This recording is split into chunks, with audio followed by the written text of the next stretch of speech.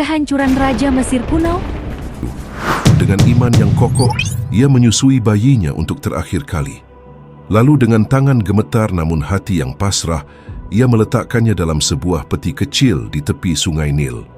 Dari sanalah dimulai takdir agung, seorang bayi yang hanyut, yang kelak akan mengguncang kerajaan terbesar pada masanya. Sementara itu, saudari Musa alaihissalam diam-diam mengikuti buayan yang terapung di sungai Nil, membiarkannya hanyut dengan arus yang tenang. Buayan kecil itu akhirnya sampai di depan istana Firaun. Di sanalah ia diperhatikan oleh Asia, istri Firaun yang beriman teguh, wanita yang menanggung penderitaan di bawah tirani suaminya, dan termasuk salah satu dari 4 wanita paling mulia di surga. Tapi sebelum kita menyelami lebih dalam kisah ini, jangan lupa like dan subscribe channel ini, agar Anda tidak ketinggalan kisah menarik lain. Subscribe. Ketika Asia membuka penutup buayan, matanya terpaku pada seorang bayi gagah dengan wajah bercahaya, tak menyadari bahaya yang mengancamnya. Hatinya dipenuhi ketenangan dan kasih sayang, seakan ada ikatan yang dalam antara bayi itu dan jiwanya.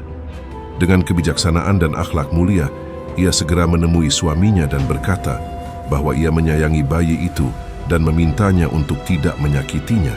Al-Quran telah menegaskan momen ini. Istri Firaun berkata kepadanya, "Anak ini adalah penyejuk hati bagiku dan bagimu. Janganlah kamu membunuhnya. Mudah-mudahan dia memberi manfaat bagi kita, atau kita mengambilnya sebagai anak." Mereka tidak menyadari bahwa anak itulah Musa yang kelak menjadi sebab kebinasaan mereka. Quran Surah Al-Qasas ayat 9. Dengan izin Allah, Firaun tetap tenang dan segera menyetujui. Musa alaihissalam mulai tumbuh di istana meski berada di tengah kerajaan yang memerintahkan pembunuhan bayi laki-laki.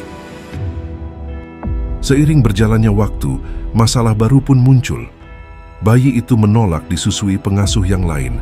Saudari Musa yang setia mengikuti segera turun tangan. Ia berkata kepada para pengawal, "Aku mengenal seorang wanita yang mungkin dapat menyusuinya." Tanpa mengetahui identitasnya, bayi itu akhirnya disusui oleh ibu kandungnya sendiri. Sementara saudari Musa mengawasi tetap dari jauh.